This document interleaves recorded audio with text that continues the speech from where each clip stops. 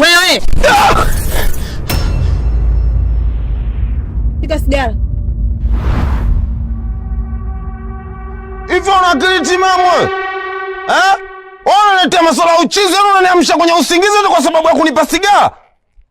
Una akili timamu, unajua mimi niko na uta nini hapa? Mimi nitakutia mikofi wewe. Kumbe wewe chizi wewe, Wewe chizi Yaani nakuamsha mshirika mwenzangu nikupe sigara, unaniambia nini? Unanifokea unikolomea nini sasa? Baba sengele mtoto mdogo unanikolomea mimi wewe. Yaani wewe mweupe piu kabisa unanikolomea mimi. Wewe unaingia anga mbaya kubaba beki, nitakupasua. Jaribu. Haya. Kulikoni?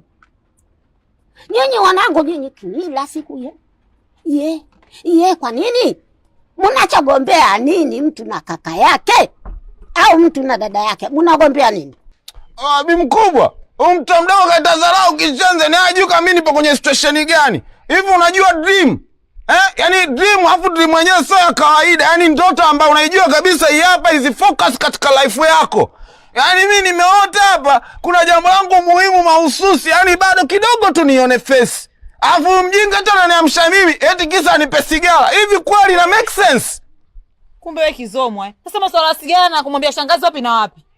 Bi mkubwa, ongea naye mpwa wako, mimi nitampasua anga zake ujue. Tena yaishe.